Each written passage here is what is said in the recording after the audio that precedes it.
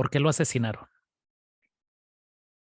Ahí convergen muchos factores, pero fíjate, es curioso porque aunque te digo que convergen muchos factores, al final, como todo, la realidad termina siendo de una sencillez por momentos hasta insultante.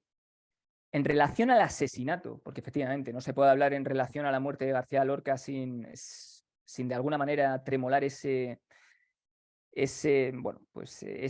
forma de señalar su absurda y ridícula muerte.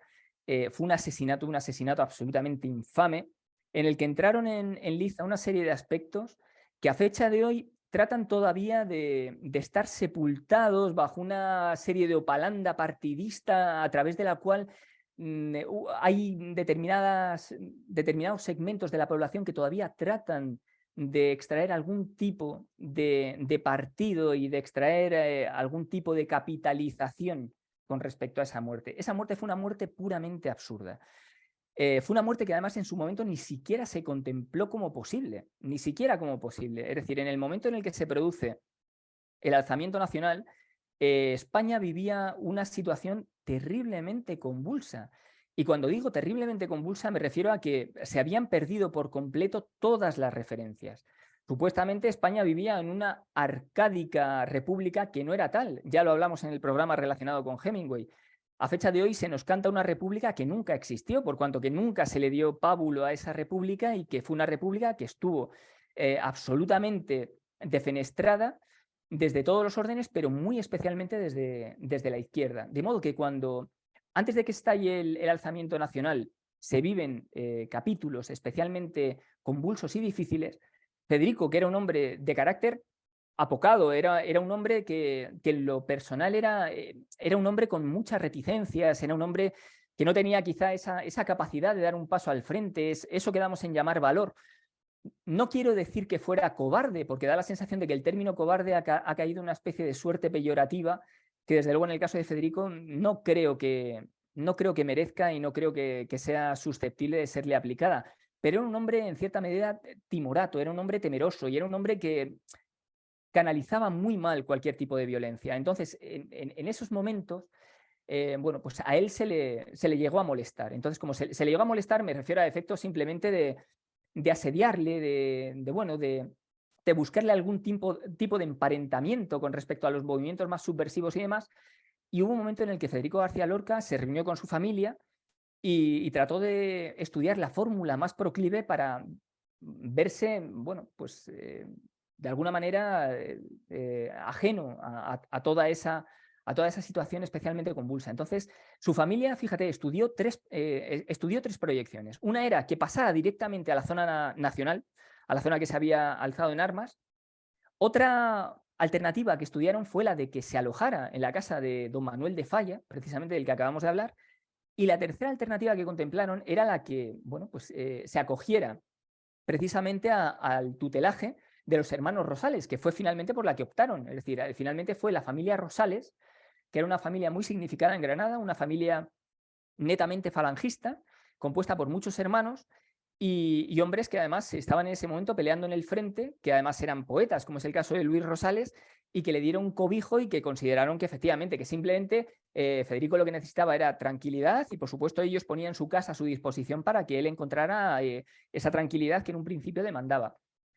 Lo que sucede es que en las guerras, que es un campo abonado y un campo propicio para, lamentablemente, para el cabotaje de los necios, para el crecimiento de los más disminuidos intelectualmente, que es el momento en que pretenden fertilizar el campo, los logreros, los arribistas y lo que hoy damos en llamar los trepas, pues hubo quien consideró que ese era un momento propicio para hacer una especie de delación con respecto a Federico García Lorca que no se sostenía. Entonces es llamativo, Luis, y creo que en este sentido, por lo que decíamos antes, porque nuestros programas no pretenden ser uno más, ni pretenden contabilizar en el número de los programas que capitalizan en el tópico. Es decir, si vamos a hablar realmente, como vulgarmente se dice, a calzón quitado, y si vamos a hablar de una manera diáfana y clara, debemos sacar a colación nombres. Porque es importante en este sentido el poner a las cosas el apellido que realmente las nombra. Y es curioso, porque en el caso de Federico García Lorca lo que se pretendió fue, apelando a su figura, que personajes absolutamente anodinos y absolutamente de segunda fila y gente que no merece ni la más mínima atención, pues fue el momento que encontraron ellos propicio para tratar de crecer a ojos del mundo. Y en ese sentido destaca la figura de un tipo absolutamente infame que se llama Ramón Ruiz Alonso. Ramón Ruiz Alonso es curioso, es un tipo que comenzó vinculado a la política cuando en España comenzaba a germinar aquello que se viene a llamar el fascismo, ¿no? Cuando nació aquello que eran las Juntas de Ofensiva Nacional Sindicalista, las JONS, que fundara Ramiro Ledesma Ramos. Si bien este tipo era un oportunista, es decir, él realmente ni creía en el jonsismo, ni creía en el fascismo de la primera hora, ni en nada por el estilo. En lo único que creía era en su medra personal. Y este tipo se alistó a las JONS. No obstante, como él durante su etapa de estudiante conocía personalmente a José María Gil Robles, finalmente fue captado para la CEDA. La CEDA, como sabes, era la Confederación Española de Derechas Autónomas, que era bueno, pues el complejo de derechas bueno, supuestamente bueno, más adormecidas, es decir, derechas no tan exaltadas como esas derechas que finalmente desembocan en lo que se da en conocer como el fascismo. Eran unas derechas supuestamente bueno, pues más domeñadas, si bien en esa Europa especialmente convulsa, esas derechas también beben de las fuentes del fascismo. El fascismo era un movimiento absolutamente vanguardista, rompedor, que bueno, de algún modo pues venía a generar una serie de propuestas hasta ese momento del todo desconocidas. Entonces la CEDA también hizo parada y fonda en toda esa escenificación del fascismo como tal. Pero bueno, al margen de eso, es este tipo, el tal Ramón Ruiz Alonso, quien, consciente de que los Rosales habían albergado a Federico García Lorca, hizo la llamada de atención con objeto de hacerse depositario de no sabemos qué serie de extraños méritos, de señalar que en casa de los Rosales estaba este señor que supuestamente era un espía ruso. Un absurdo absolutamente, bueno, absolutamente innombrable. Es decir, Federico García Lorca jamás se metió en política. Es que no tenía ningún sentido que la acusaran de espía ruso ni nada por el estilo. Lo que pasa es que en esos primeros momentos del alzamiento natural, en el que todo es abigarrado, confuso, en el que bueno, pues todo es una especie de caldo de cultivo propicio para hacer ajustes de cuentas, pues lamentablemente a Federico García Lorca se le señaló, y se le señaló por parte de este individuo. Es importante que nos quedemos con el nombre, Ramón Ruiz Alonso, un tripero absolutamente infame que trató de sacar pecho a costa de la delación de Federico García Lorca. Entonces este tipo se presentó en casa de los Rosales cuando los Rosales no estaban. Esto es importante. Es decir, él sabía perfectamente cuándo estaban en casa los Rosales y cuándo no, porque los Rosales dando la cara estaban en el frente. Entonces apareció en casa con otros dos individuos, un tal Tres Castro y otro tal García Lix, otros dos tipos infames como él, y quienes se encontraban en la casa en ese momento eran solamente la madre de los Rosales y el propio Federico García Lorca. Entonces este individuo entró en la casa indicando que traía una orden judicial que no era tal, que no existía, y la madre de los Rosales, en un ejercicio heroico y en un ejercicio de mujer protectora, le dijo que de allí no iba a salir absolutamente nadie. Él insistía en que llevaba una orden judicial y ella le dijo, bueno, pues si trae una orden judicial, no tendrá ningún inconveniente en que yo llame a mis hijos con objeto de que se personen junto a Federico donde deba personarse. Y bueno, pues este tipo, claro, en vista de que no le iba a salir aquello de forma gratuita, bueno, pues accedió a que llamara a sus hijos. Sus hijos, pues estaban, como te digo, en el frente. De hecho, Luis Rosales estaba a 40 kilómetros de la casa. Estamos hablando del año 36, imagínate, es decir, los desplazamientos no eran tan sencillos como podrían resultar hoy. Y bueno, pues finalmente fueron llegando los hermanos. El primero que llegó fue Miguel, que fue el que acompañó a Federico a la gobernación civil, donde había otro tipo puramente infame, que era el gobernador civil en esos momentos, que era un militar llamado Valdés Guzmán, que fue un tipo que además falleció de un cáncer al final prácticamente de la guerra. Y ahí se gestó una situación absolutamente absurda, ridícula, por la que se trató de acusar a Federico de aspectos que nada tenían que ver con él, absolutamente nada que ver con él. El caso es que incluso cuando se presentó Luis Rosales, ya hay indicios que Luis Rosales llegó a la gobernación, habló con este individuo, con el tal Ramón Ruiz Alonso, y le dijo, quiero que sepa que, quiero, bueno, en cierta medida saber, mejor dicho, qué le mueve a usted a que Federico se haya tenido que desplazar aquí.